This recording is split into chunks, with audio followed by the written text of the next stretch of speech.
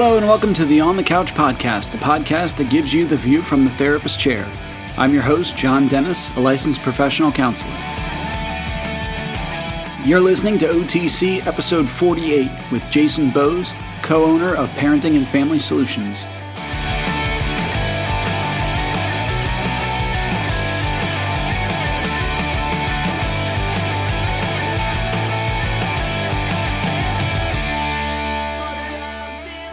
Welcome back again, OTC listeners. Thanks for checking out the show.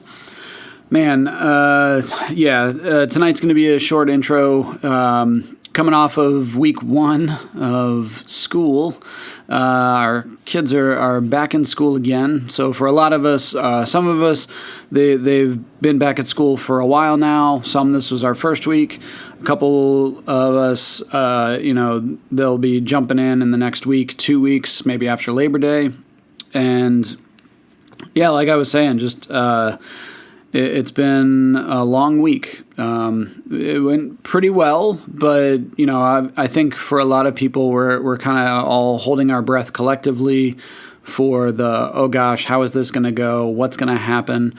No matter what the option is, whether that's the in-person, hybrid, remote, and that's part of why I wanted to do this episode with my business partner, Jason, just talking about, going back to school and parenting through that and what we're dealing with as parents ourselves, but also as clinicians and what we're seeing with the families that we work with.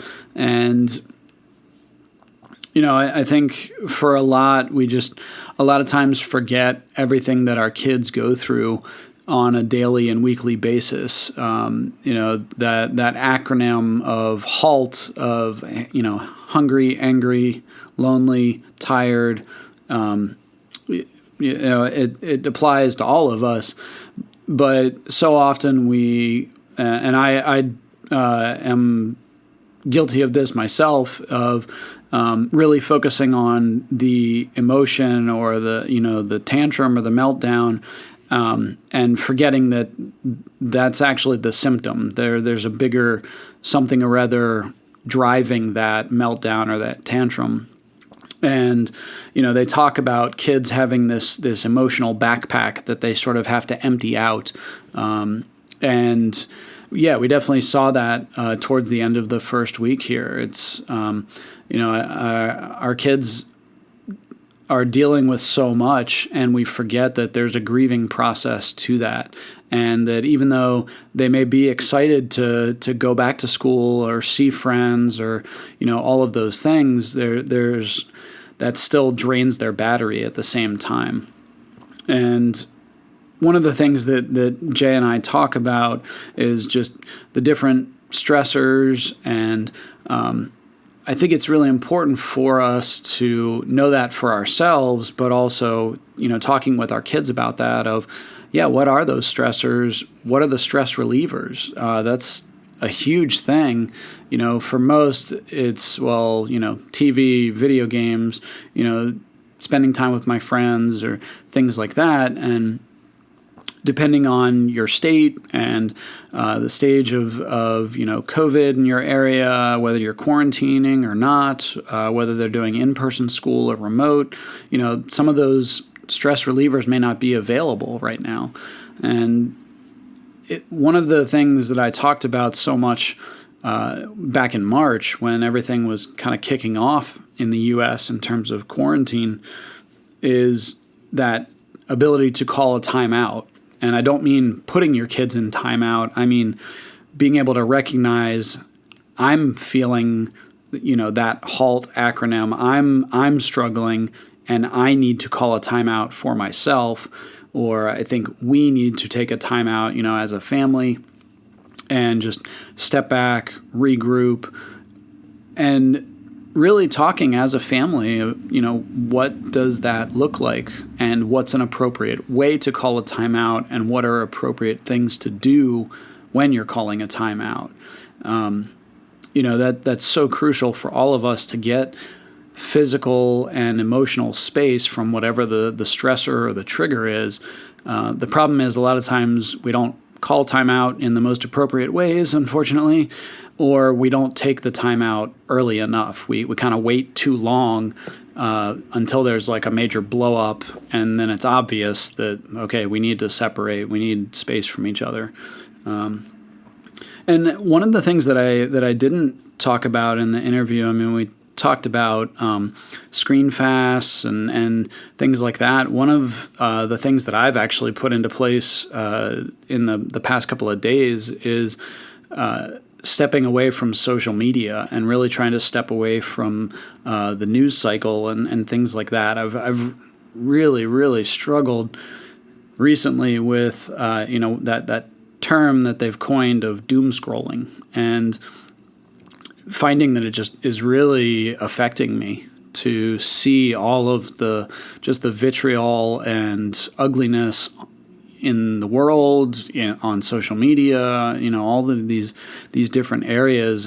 Just really having to block out and create that boundary for myself, for my own mental well-being, but also for my family, so that I'm not, giving my energy to that stuff, and then they get, nothing, or they get crapped on because I'm, hungry, angry, lonely, tired. So, as always, hope you enjoy the episode. Hope you take something from it. Please do what you can to, take care of yourself, take care of your loved ones, especially during this time as we kick off the school year and jump back into, a lot of different stressors. So take care out there.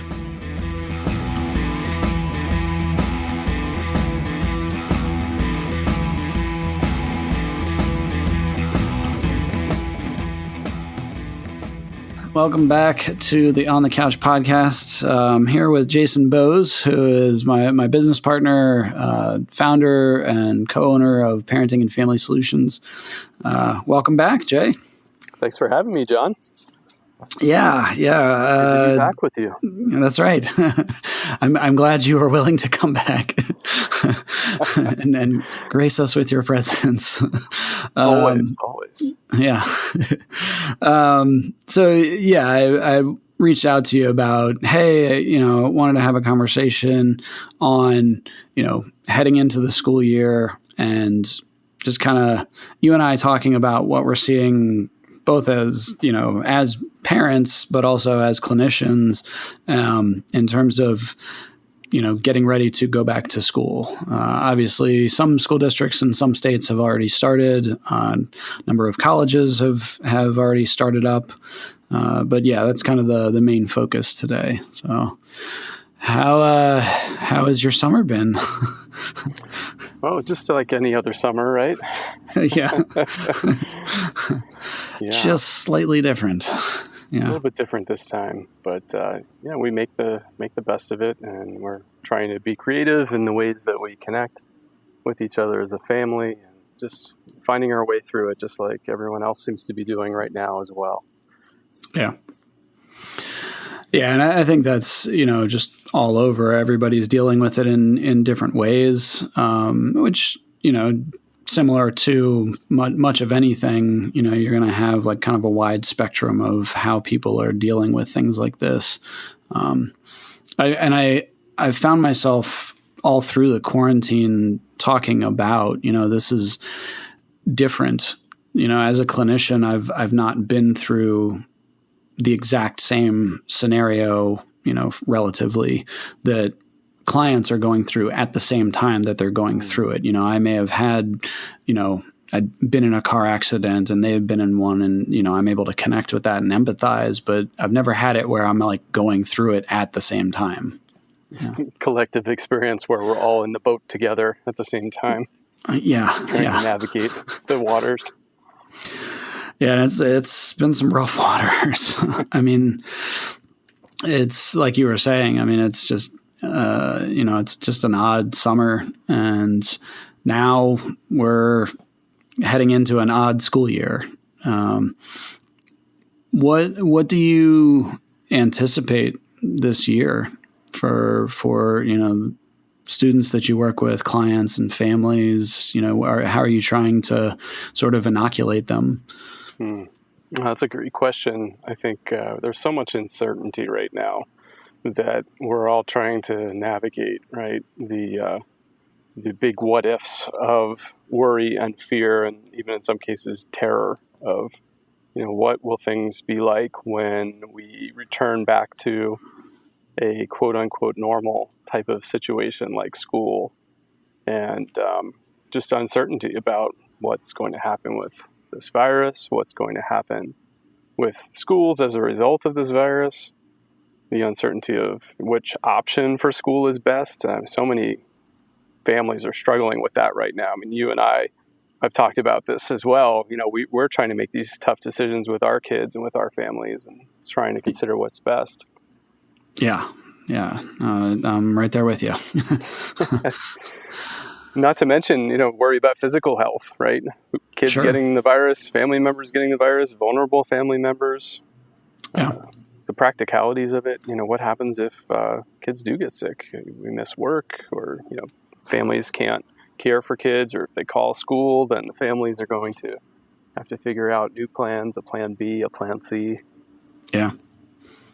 Well, and I don't want to get into the politics of it too much, but I would throw in one of the things that I've seen over the summer is just, some of that division of, this family member feels one way about it and another family member feels a complete opposite way about it. And that I've seen that cause a number of issues in family relationships and communication kind of stuff. So even that kind of thing. Definitely.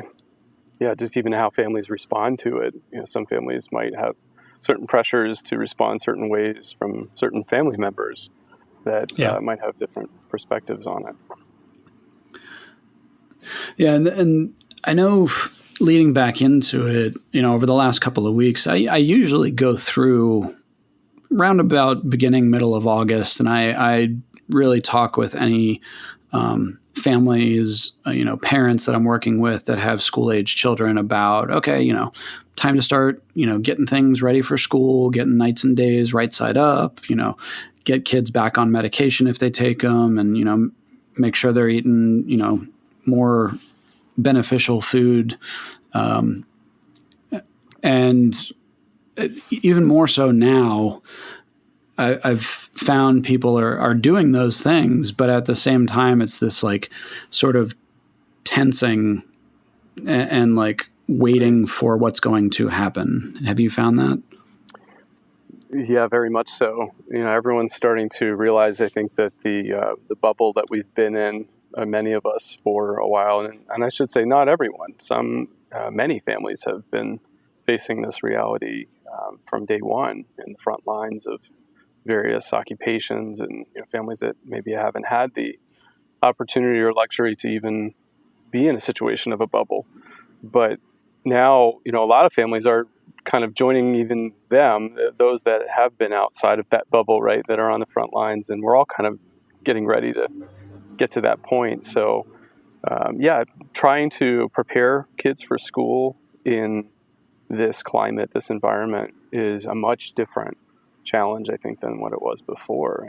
And just even the education to provide for students about, keeping socially distant when you go to school, and make sure you keep your mask on all day, and be mindful of where you sit on the bus, related to other students, and just those things, I think, before that many parents haven't really had to even put on their radar, that many of us now are realizing has to be on the radar on some level.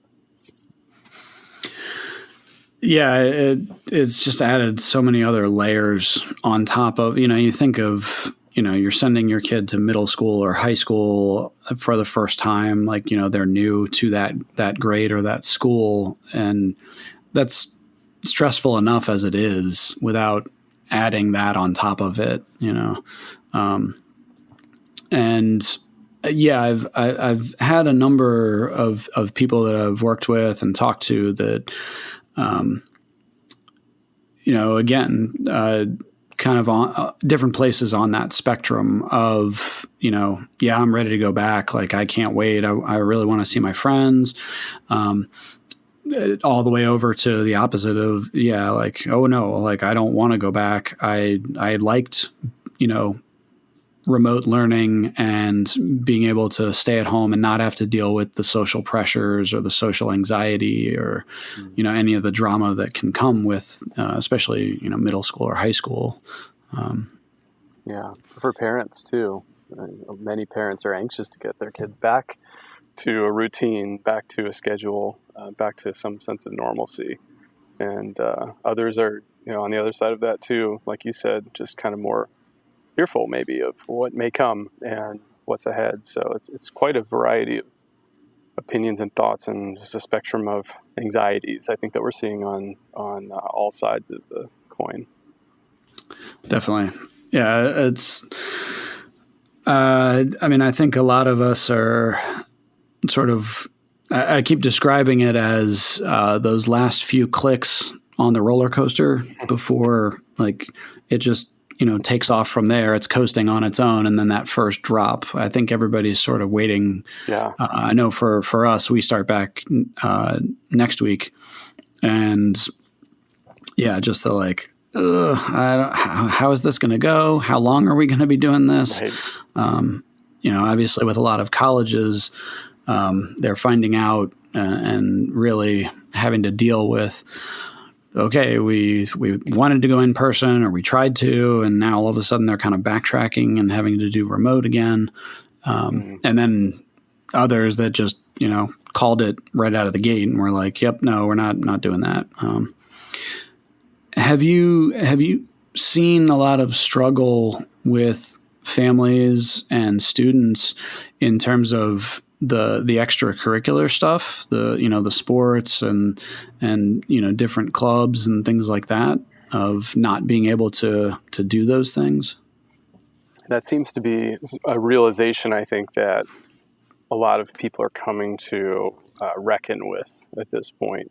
That the way it was back at this time last year, and maybe some of the realities of what school looked like with sports and how those sports were attended and how those sports were played, is going to look very different, even if there is an opportunity to actually play them. And, for a lot of kids, sports, and for families as well, sports are a huge motivator, for kids to do well in school, to connect with their friends, to kind of get they try to get that grade to stay on the team, right? Try to get their highest performance so that they can continue playing a sport. Not that I really experienced enjoy. that as an athlete at all. I always did very well in school. Straight A's all the way. Yes. Yes, but the reality, right? There are kids that do have that motivation, that need that motivation and that connection, or just something to do that's different, right? And that's a loss. Well, and I think, just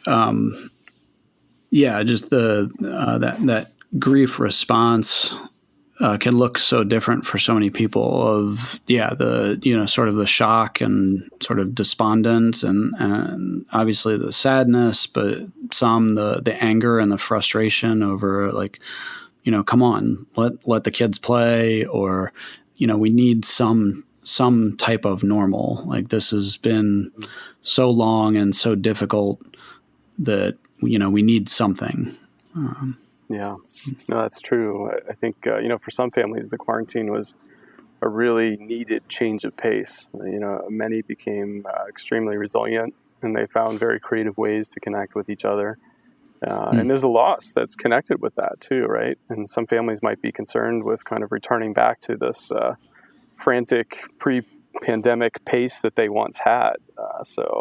I've been trying to encourage families due to that this is really an opportunity to try to reevaluate, what's most important to you as a family, and just trying to check your values and kind of course correct. It's a time to assess it. What do we want our family to look like from now on, and how can we create this from the start? It's almost like that hard reset button was hit, and now we have a chance to maybe make things look a little differently in some ways that could be beneficial.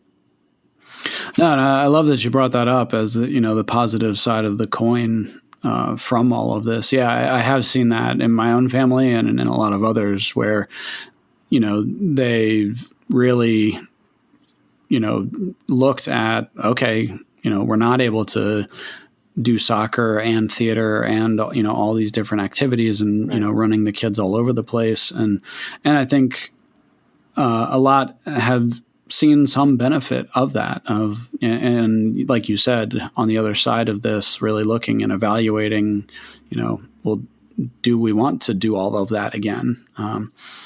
Yeah.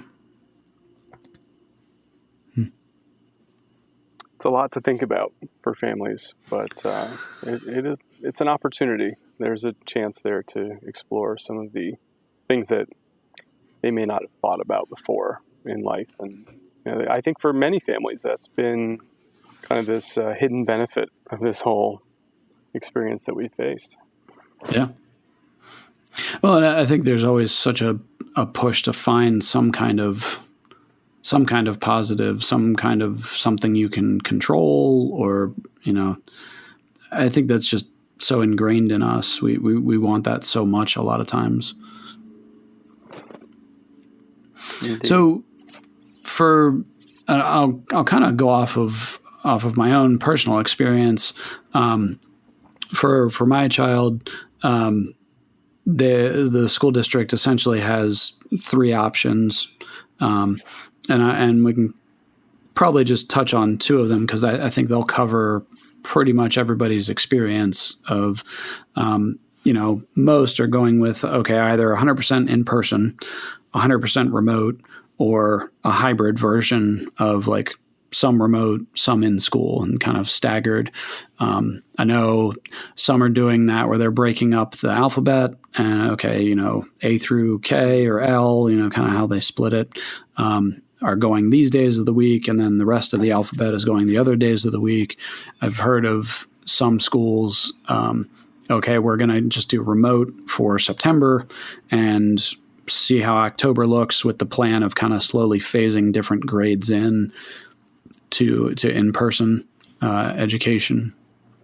So kind of taking the in-person and remote options and just kind of breaking down, what are people going to encounter? What are parents going to deal with and students going to deal with those different options? Do you have any specific thoughts on? Let's go with the in-person first. Right. Yeah, what do you think people are going to be facing? Yeah, no, that's a good question, and it makes me think again of kind of what we were talking about earlier. That this is also if they have an option, right? And it's Yeah. the big question for a lot of families that may not have an option given to them, or an option that they can actually choose for various reasons, health considerations at home, or maybe Financial work. or Yeah, work. Yeah. right. So, but that being said, there are a lot of options that are being at least presented. So that option of in person, I think for a lot of kids can go either way. There are some that are actually really excited about it. I know even for my own kids, we've talked about it, and they were kind of a mixed bag with it. They had this idea of, I really want to go back and see my friends, but on the flip side of it is, what is school really going to look like though when I get back there? If I have to wear a mask all day, which is the case in our state, that students will have to do that, those that are able to go back, and they have to maintain a certain distance, and the school's going to look very different. So there's kind of an anxiety about that too, on the same side as that excitement. Hey, I'm looking forward to going back. Also, this kind of anxiousness, like I don't know if I'm really going to enjoy being in school. So I think just for kids, it's just this major uncertainty of what that might look like. But a lot of them have been used to this in person before, right? Many students that have been in person before, they know the drill. They know what they need to do, and they know how to make school work for them in many ways. So there's a familiarity there, I think, that works for a lot of kids. Whereas the online one, it might be a little bit more nebulous for some and unclear. So I think that familiarity is a big deal for a lot of kids and a lot of families that feel like that's where my kids are going to be best educated in the in-person setting. Sure. And I think that's been a lot of the argument of like the social and emotional development of kids, that normalcy and routine and structure being very crucial, which I think we can all acknowledge and agree with, especially under more normal circumstances. All factors being equal. Yeah. And yeah, that in-person option, just, I think, helping parents prepare for, okay, you may see a bit of regression. You're going to see, your kids are going to be more tired and more irritable than even in previous years. It's the first couple of weeks, a lot of times there's that honeymoon phase a little bit. And then once, midterms or interim grade reports start coming out, for some families, the wheels have started coming off already. But I imagine they're going to be even more worn out just because of the stress and strain and all of the new protocols and things like that. Would you agree with that? Yeah, it certainly seems to be the case. I think, we're still trying to figure out what that might entail, at this point. But I agree. I think that it's just even the thought of it. I mean, just thinking about what schools will need to do to accommodate students in ways that promote public health and safety.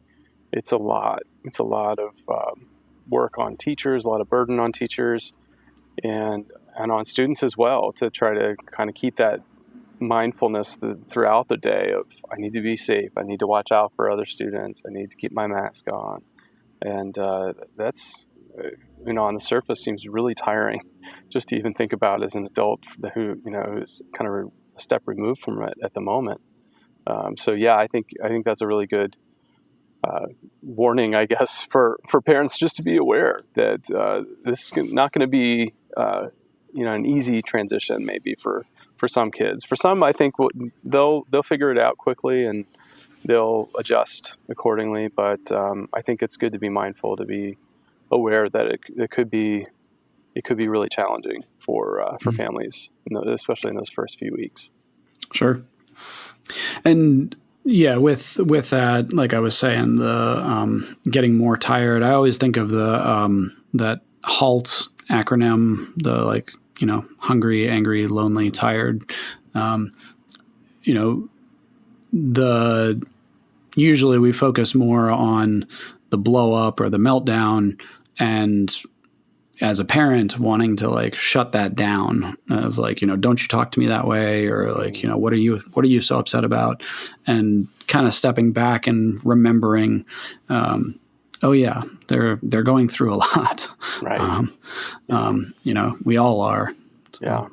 I've been encouraging families that I work with to just be considerate of that and just try to give grace. That's the word I've been trying to encourage to use with families, is just, be gracious toward your children and toward each other, as parents as well, that just give a little bit of a grace period there for everyone to adjust and find some opportunities just to try to work through it together, because it is something, like you said, it's something that everyone is experiencing. It's not just the kids, it's not just the parents, it's the families, it's the community, that we're all kind of faced with these challenges together. And I think we need that patience and that grace to help navigate it. Definitely. What about the remote option? What do you think people are going to be facing there, families and students? Yeah, that's it's interesting too. It comes up a lot. I don't know about for you and times that you've talked with families, but it seems to be this kind of inevitable reality. I think that a lot of people are thinking, even if we're starting out one way, that it may end up in some type of remote, whether it's hybrid or fully remote option.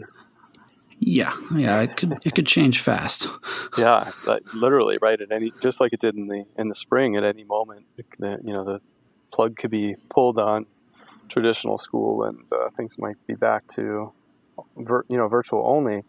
So yeah, and I just think a lot of schools have different plans for that. So it's going to vary very much based on where your kids are going to school. Some schools I've heard are doing kind of basically like virtual classrooms where they have a video camera in the classroom and the teacher will be teaching the lesson and the students need to watch the lesson at that time. Otherwise, they wouldn't be able to really join on to the lesson.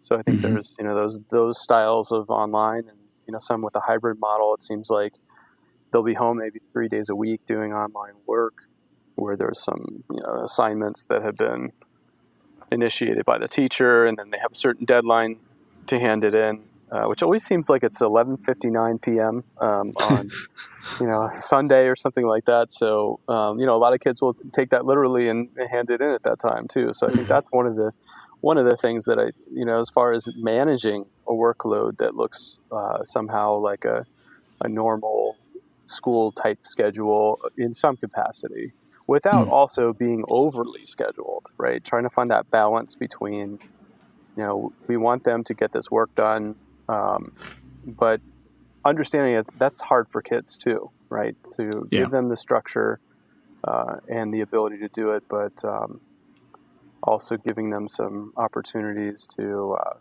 be able to do some of the things that they need to do on their own, just like they would in a classroom setting. So it's a tough balance to strike, I think, for a lot of families that are really busy and that sure. maybe have multiple family members working. A lot to think about. Yeah, and I know back in the spring, families obviously struggled mightily with, okay, everything just suddenly, like you said, the plug got pulled. We shifted to virtual learning, but at least in my experience, and for a lot of the students I was working with, it seemed like the asynchronous learning, where it was like, okay, you log in, Mm-hmm. they've posted assignments, but you're not like there, with the teacher while the teacher is teaching, which is more what the term they're using is the synchronous learning. And yeah, I know a lot of parents that I was working with really struggled because, the kids had figured out like, well, I could wake up whatever time I want. Like I Right. don't need to wake up at 7, 6 a.m. like I was. And I think the parents really had a hard time with that because, they were still having to get up for work, 9 to 5 ish at least. And we're having to really fight that battle on like, look, you can't stay up till 2 in the morning. You can't wake up Yeah. at 11 a.m. Like you need to, and trying to keep them more to the schedule that they were on before, which I think with that blend of synchronous and asynchronous remote education, I'm hopeful that that's not as much of a battle. Mm-hmm. Yeah, I don't know. Yeah, and so much of it varies depending upon your family and who's in your family and their ability to be able to do different types of learning. I know, Mm. just think of my own family. Two of my children are my older two are definitely more independent at this point in their development, right, where they can kind of Hmm. do some of that work without us kind of hounding them, but within a structure that works for us and is clear and also works for them. That we've kind of had that conversation together, and I think that is something you can do as a family with kids that you can tell that they're able to kind of make that work. You can kind of have that conversation. So what do you think will work best? This is what I think will work best, and then of course parents making that that final and best decision. But then one of my youngest is going to need a little bit more support just developmentally where she is at this point. It's going to take more structure and more of a definitive kind of schedule for her to kind of have that work in that kind of capacity. So I think just trying to check in with your family and what your family needs are, and trying to encourage families to look at the capacity of your family to make those decisions to see what's going to work best for you. Mm. And I've been encouraging families to really talk about, and I've done this with my wife in terms of what are our expectations this time around, going into this school year. For us, the school allowed us to choose of those options. You could choose for, the marking period, the semester, or the school year. And we chose just for the marking period, just to have the freedom to be able to switch if we needed to. Mm. But really, sitting down and discussing, okay, what are the expectations? And outlining that clearly so that everybody's on the same page, I think is going to be pretty crucial. Would you agree? Yeah, I mean, I think that's crucial all the time with families, Yeah. but especially now. Just being on the same page, communicating with each other, trying to understand and be understanding, and listen to, what kids are going through and what challenges that they're facing, but also, vice versa, expressing your challenges as an adult, that, you have responsibilities as well that need to be completed, and we have certain schedules we need to follow as adults that kids need to be understanding of too. So yeah, being on that page is often challenging, right? It's hard to get there. Yeah, it sounds great on paper. Yes. And I'm glad you brought that up, because I think one of the ways that we can help our kids, dealing with that stress, that anxiety, that grief, is, like you said, listening to them, hearing them out. I talk a lot about that concept of connect and redirect. And especially with the older kids, you're doing a lot more connecting and not as much redirecting. But what they mean by connect and redirect is, really honestly, openly sitting down and talking with them, or more listening to them about, how is it? What's it like? And not in an effort to shift their thoughts or their emotions of, well, don't think of it that way. You should look at that this way. Right. But you'll actually find the answer is in the process. That if you do the listening and, asking some open-ended questions to get them talking, that helps them shift their mindset. But if you try to do it for them, they'll usually hold on to that mindset more. They'll get defensive, and it'll usually not end very well. You're listening to OTC episode 48 with Jason Boes, co-owner of Parenting and Family Solutions.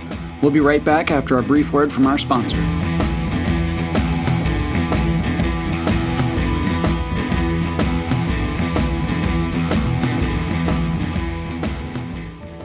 Would you like to talk to a counselor but can't find the time?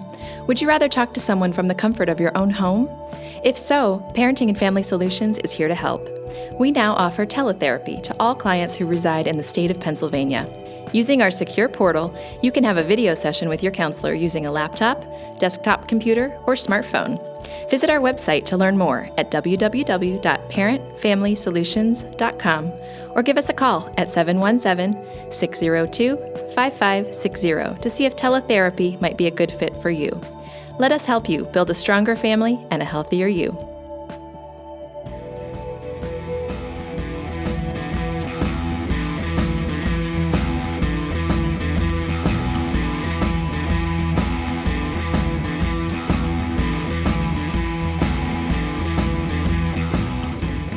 One of the ways that we can help our kids, dealing with that stress, that anxiety, that grief, is, like you said, listening to them, hearing them out. I talk a lot about that concept of connect and redirect.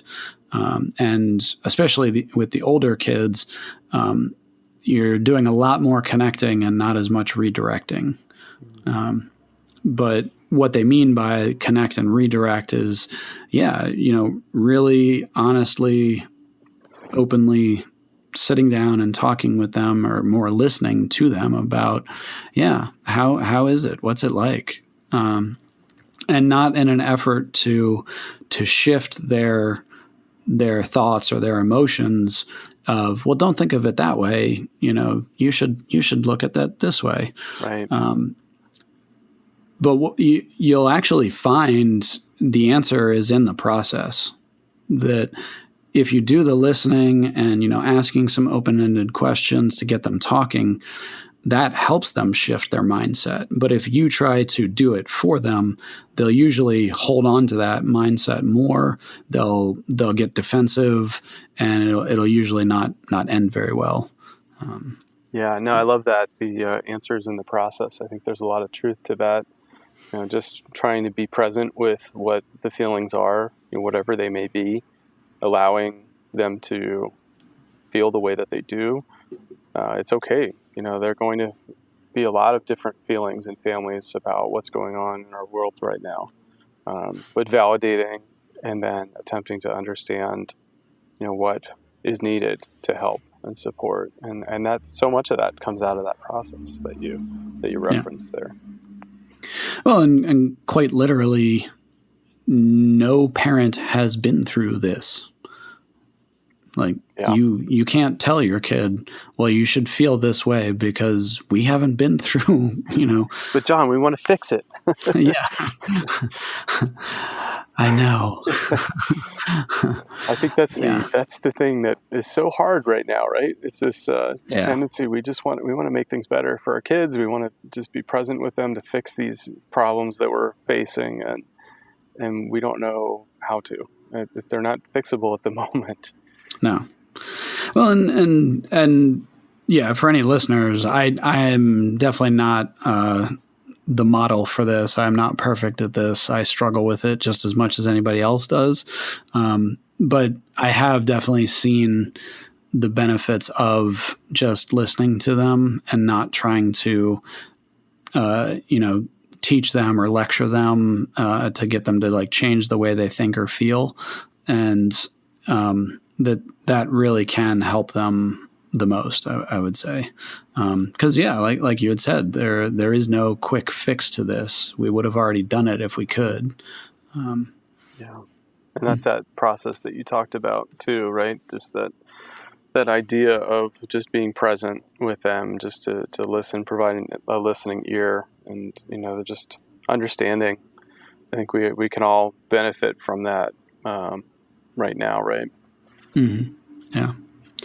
Well, one of the things I've been working with a lot of families on over the last week or two is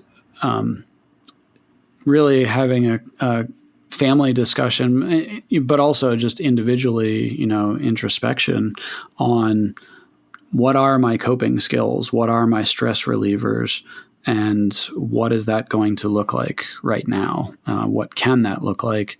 And really being able to help each other out with that and know that for each other, because there are probably going to be those moments of, I just can't take it anymore. This is crazy. I can't believe this is where we're at. So having those conversations about, what are my stress relievers?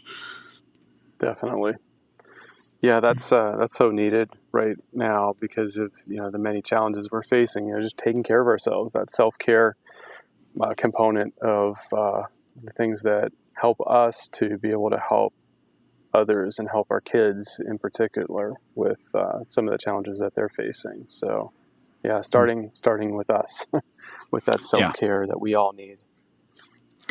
And the cliche of you got to put the oxygen mask on yourself first, kind of idea of, we need to be doing that too. And I've really struggled myself coming to grips with wow, I really, a lot of those coping skills are not there right now. And I've had to shift and pivot and figure out some new ones. I've been successful at that. I think we were definitely helped in some ways by it being summer. I'm kind of fearful of what that's going to look like come the winter. And I don't know if, Yeah, I was just thinking about that today. We were at an outdoor, safe gathering, and those are going to be more challenging as we get into late November and December. And, if things are still kind of problematic as they are right now, it's going to be even more challenging to try to find those ways to connect with others if, we aren't really able to do indoor gatherings as much. Yeah. Or get outside. Yeah. Well, and yeah, you saw a huge return to the great outdoors and camping and RVing and different things. Who knows? Maybe it'll be snowshoeing and cross country skiing. Right. Yeah. That's for many, right? Depending on where you live. Yeah, and maybe just a warmer coat. Yeah.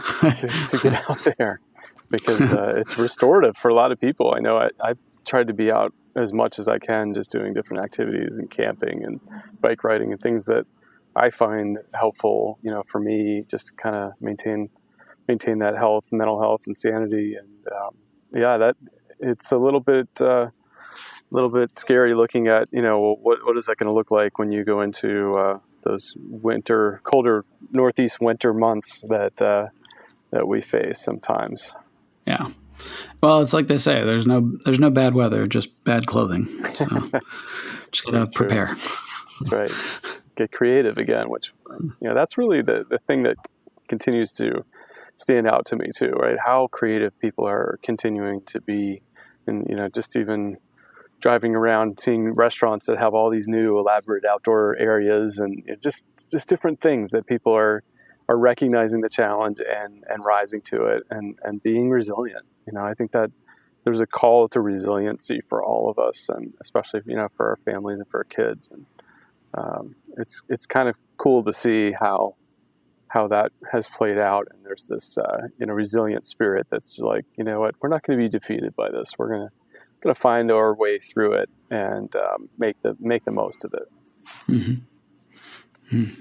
Yeah, I would agree. It's been interesting to see the different things businesses have done and schools have done, and everything from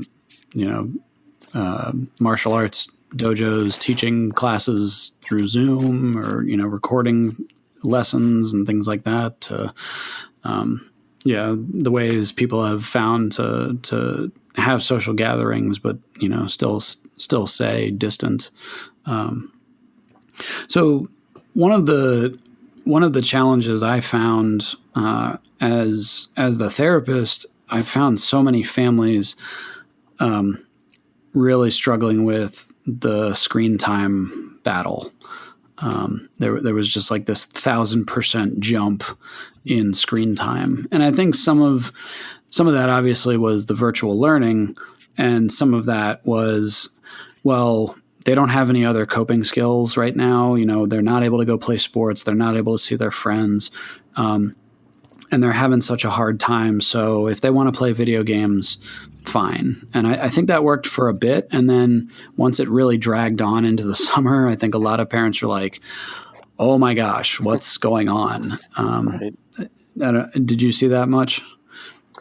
Yeah, it did come up, certainly, with families. And I think that, the warmer weather seemed to be somewhat of a remedy for some of the families that, I've worked with, where, they can kind of say, all right, let's end this and go outside and try to connect in some different ways, or even just doing things together. I think leading by example and doing that seemed to be even the most effective way, where families would say, you know what, we're going to go to the park together today, or we're going to go for a hike. So let's go. And, despite their kids kind of objecting and not liking it, turning out to be actually a really positive experience for a lot of families. So, I think there's definitely benefits to limiting screens, and it's hard when, so a lot of kids are going to be primarily on screens, this fall. Yeah. Yeah. Are there particular ideas you've heard people come up with, or any tips that you would give to parents? I know I can speak from my experience, but I'll let you go first. Yeah, I'd like to hear your experience with that too. I know you have a very interesting experience lately with it. So, but yeah, I guess I'll jump in. But yeah, I think just being aware of screen time in general. How much screen time our kids are using right now, and thankfully a lot of the devices now have ways where you can monitor that. I know at least a lot of the Apple devices have screen time monitoring, and so being mindful of how much time is being used, and really setting the parameters from the start. This is how much time you're allowed. There's I know for us we have capability to limit that. You can set like a schedule, specific time limits, or you can set specific amounts of screen time. So for us, that's been helpful where we've instituted that, and all of a sudden the screen time just stops because the device is no longer working, and a little alert comes up on the phone or device that kind of says your screen time is over now. So some really structured physical limits for some families works well. I know for our oldest, having just a time limit has been helpful. Like all screens are off at this time of day, and that seems to be helpful.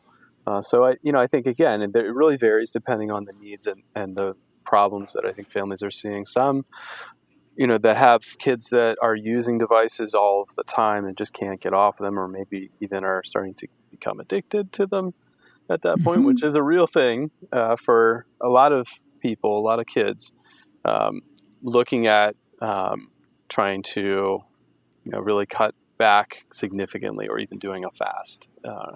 It's hard, but cold turkey can sometimes be helpful, and that's a good segue, I'm sure, to your situation right there, right? There you go. You served it up nicely. Thank you.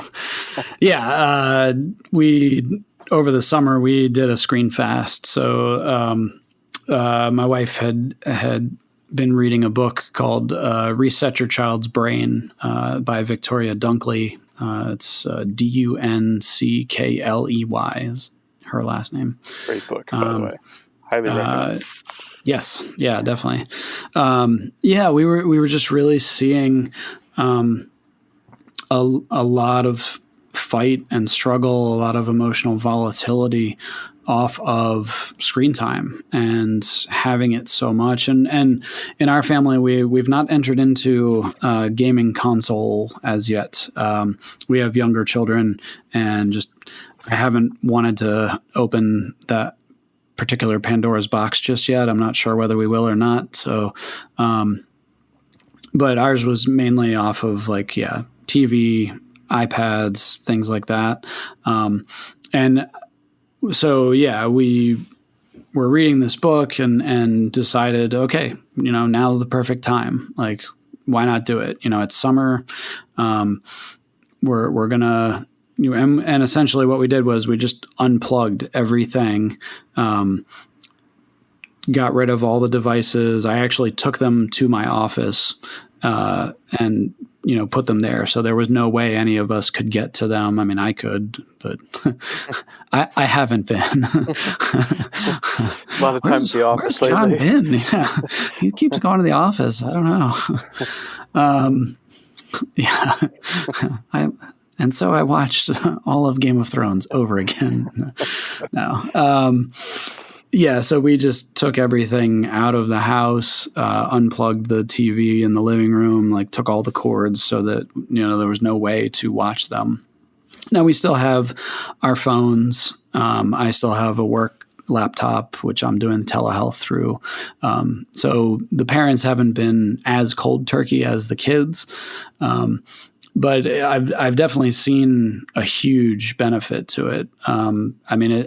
I think I was telling you, Jay, it's almost like a different kids from what we've found.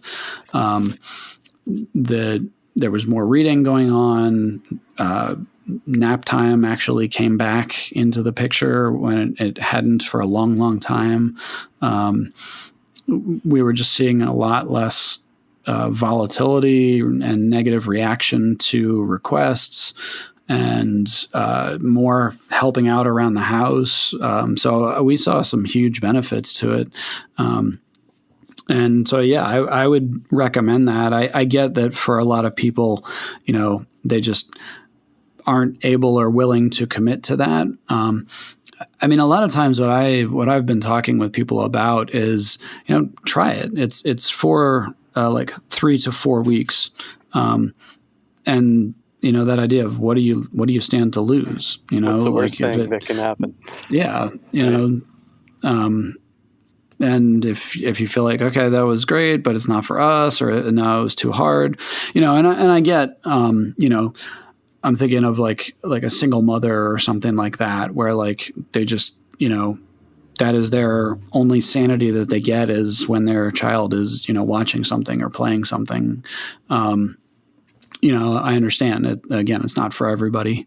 But I would highly recommend looking at it and, trying, like you said, to find some kind of balance or trying to figure out, okay, especially if you have kids that are doing remote learning, they're going to be in front of a screen quite a lot. Possibly even more than they were in the spring because of the synchronous learning component to it. So, I don't know if you have other thoughts, Jay, other ideas for people, but yeah, I think that's a great plug for considering that. Just to maybe give it a try as a family, or if you're noticing that you're having trouble and problem with the screen time, or just even some of the behaviors that you notice, or even just maybe if you're trying to just tweak things in your family, or just see what your kids might be like if they didn't have that screen in front of them. It's a great idea. Yeah. And so what we're looking at doing on the other side of this is essentially like, okay, no more personal devices for the kids. And we'll have our phones, but we won't be having personal devices beyond that. And my daughter will have a device through school, the iPad that they've assigned everybody. But that's going to be it. So the only TV that we'll have is the actual, TV in the living room, and there will be limits on that. Now, I've also definitely laid the groundwork with my children of like, look, if we go back to this and I see some of the things come back that we wanted to get rid of in the first place, like the TV may just be gone. Like we just may not have one. Your office, right? What'd you say? Your office. Yeah. I'll have a gigantic TV in my office. So yeah, I mean, we'll see, because it really was getting to a point of, I always think of the scene in Lord of the Rings when Bilbo sees Frodo wearing the ring and like goes to make a grab for it, and he kind of turns into this like Smeagol type of Gollum, this terrifying face. Like that's literally what it would be like if you tried to like take the device away from them before all of this screen fast. They would like turn on you like a feral animal. Yes, so watch out. Yeah. Yes. Well, sounds like it's worked for your family. That's great to hear how that's played out.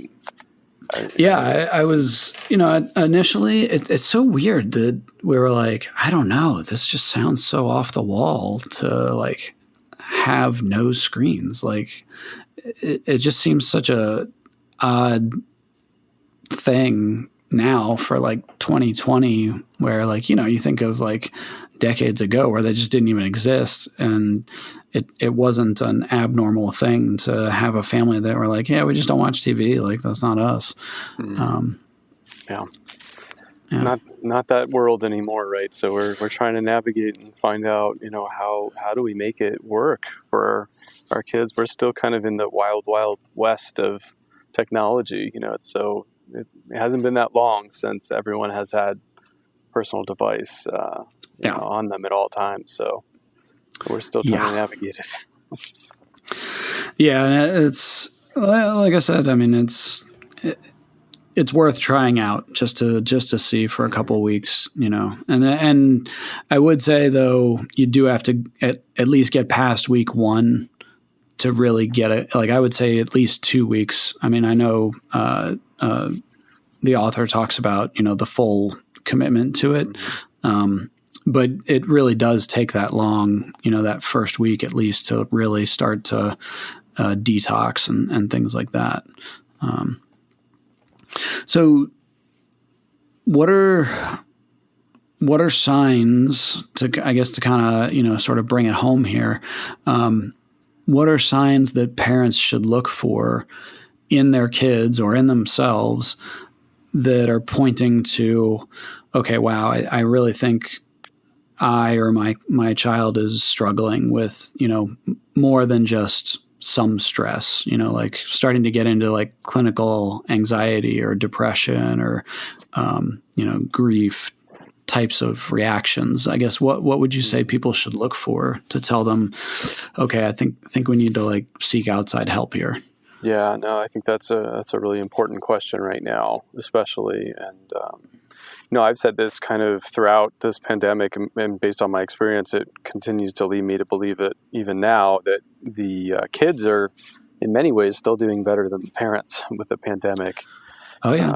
I think they're able to be a little bit more resilient, find some more ways to creatively kind of adjust. I think it's more innate to kids to be able to, find fun no matter, where they might be. But I think for us as adults, just being mindful of what this toll is possibly taking on us as an adult, as a parent, and noticing, are we sleeping okay? Are we eating okay? Are we socializing still? Are we talking to people that are important to us? Are we able to find opportunities to do that? And checking our mood, checking where we may be at any given moment. Are you feeling depressed? Are you not able to do the things or enjoy the things you once were before? And then, of course, more notably, are you having thoughts of maybe harming yourself in some way, or are you drinking more? Are you that study just came out recently on that's been pretty significant for a lot of people. So just being aware of what you notice, and if you have a partner who can kind of point out some of those things too, and even just have a conversation like, hey, how are you doing with this? And how do you think I'm doing with this? What do you hey, I noticed that you've been doing this more and more, or you just seem more sad. Trying to get feedback from others that we have in our lives to kind of point us in a direction, and just seeking help.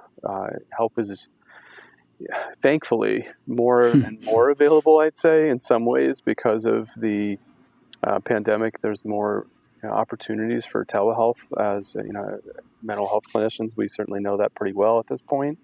But yes. It's easier to seek than maybe ever before in some ways. So that's a plus.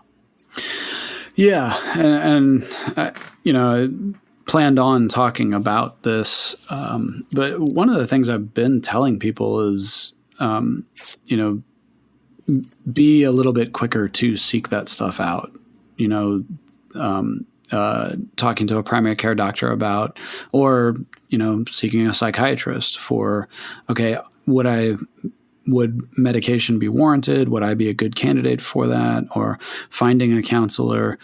Like you were saying, I think this has kind of blown the doors wide open on telehealth and telemedicine, and it's removed a lot of the barriers, thankfully, on you're able to attend a session from the privacy of your home. Nobody ever has to know. You don't ever have to sit in a waiting room with other people and feel uncomfortable or stressed about, what do they think of me, or who am I going to possibly bump into?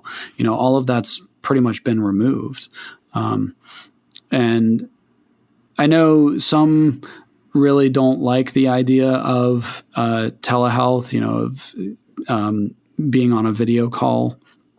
And what I explain to a lot of parents and clients that I meet with that feel that way is, you're, at least on our platform with Simple Practice, you're able to, turn off the video portion of the call. So it's through that secure HIPAA portal, but it's essentially just a phone call through the computer. So, Jay, I don't know if you would jump in and add anything to that telehealth conversation, or Yeah, that can be helpful to have different options for people, and of course there still are some options out there for in-person type therapy. There are still some clinicians that are doing that, although it seems many are in the telehealth world at this point. But I think a lot of people are resistant maybe at first too to jump into that. We've heard a lot of that where people are a little unsure, but giving it a try, and after a time or two, how many people have said then at that point, wow, actually this is not bad. I don't have to drive anywhere, and it's kind of comfortable. And sometimes just being in your own domain can be comforting. You're at your own home where you theoretically might feel most comfortable, and that can be a good thing. So I just want to second that. Seeking support wherever that may be is just so important. And I think more and more people are just open to that opportunity and are exploring that where needed. So it's a good thing to see. Yeah. It's and a lot of times I talk with people about finding a therapist that they connect to, because sometimes you do have to shop around a good bit. You do have to go to a session or two with somebody and recognize like it doesn't feel like a good fit. I don't know, and try a different one out and see how that goes. Sometimes it works great. It's a good fit right out of the gate, but other people do have to kind of jump around and find a better fit in terms of a counselor or a therapist. And you want to be, an established, patient on the books, quote unquote, so that you can get in if it's needed. If something really happens that you're like, ooh, yeah, I really need some help with this. That's not the time to be trying to find somebody, because I know a lot of the feedback that we get from Parenting and Family Solutions. We have so many people that call up and have these horror stories of, oh my gosh, thank you so much for calling back. I've called like 5-6 different places and none of them even returned my call. Or, everywhere I call, they don't have any openings for like, 2 months or things like that. And that's not a spot you want to be in when, things are really dire. Yeah.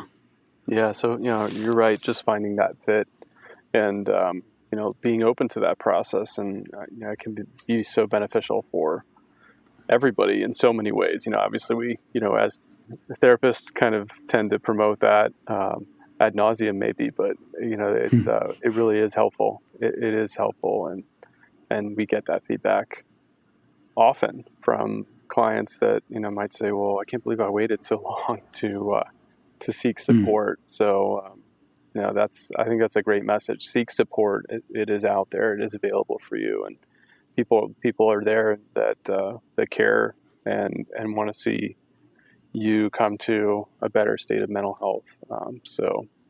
Yeah. Mm-hmm.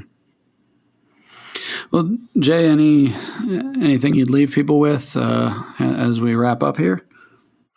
Yeah, I was just thinking about what we said about how difficult this is for parents, especially right now. But I don't want to diminish how also difficult it is for kids too. Just because they might be doing a little better than us, it doesn't mean that they're doing all that great sometimes either. So, just being mindful of that, I think, and trying to, like we said earlier, just kind of going back to that, communicating, talking with your kids, talking with each other, talking with your partner, listening, providing that understanding.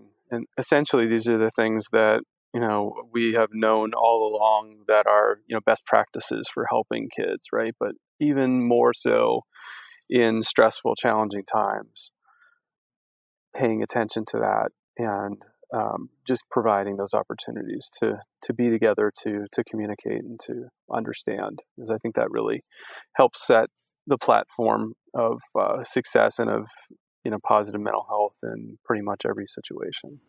Yeah, no, I think that was well said. Yeah, I think for me, probably what I would try to leave people with, and I hope this doesn't come off as trite or too silver lining, but that idea that we will get through this, that there will be normalcy on the other side of this. Obviously, we don't know what that will look like, but there is a way through this. One of the things that I've been talking with people about through the summer a lot of times was referencing the Blitzkrieg in London and the bombing that they went through, and the idea of like taking your kids and writing your name and address on their tag and safety pinning it to your child and putting them on a train, and the idea that they made it through that.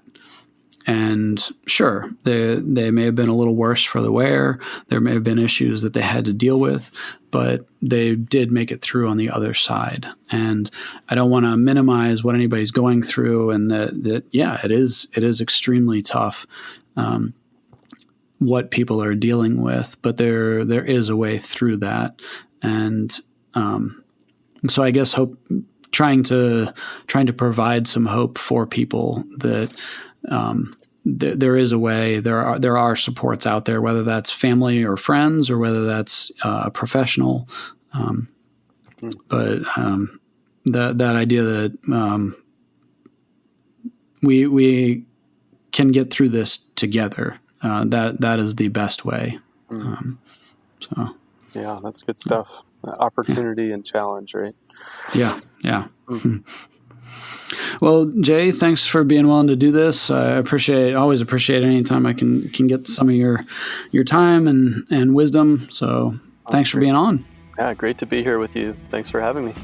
Yeah, take care. Yeah, you too.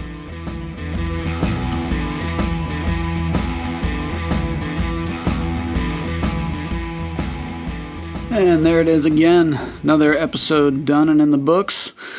Can't thank you all enough for stopping by my little corner of the podcast world. Thank you for being a part of this. I'm always blown away by the response that we get and the questions that we get from listeners and people just checking in on the different episodes. So thank you for doing that. And again, stay safe, take care of yourself, take care of each other, and I'll catch you all next episode. Well, if you liked what you heard, be sure to subscribe, rate, and review wherever you're catching this podcast. You can check out detailed show notes and any other resources given in the show at www.pfsonthecouch.com. If you'd like to stay up to date on upcoming episodes, guests, or contribute questions to the show, be sure to follow along on any of your favorite social media platforms. The author and host of this podcast is not engaged in a therapeutic relationship with the listener and cannot give counseling advice without a confidential appointment. Listeners should be sure to consult with a licensed therapist in their area or seek emergency medical attention if they are experiencing psychological difficulty. A special thanks to the band The Topsy-Turvies for the show theme song. Their song, Like a Living Dead, can be found at topsyturvies.bandcamp.com. The bump interview track was the song 1973 by Bruno E. The author and host of this podcast is John Dennis. Special thanks to show editor Casey Lehman and show producer Trevor Groff.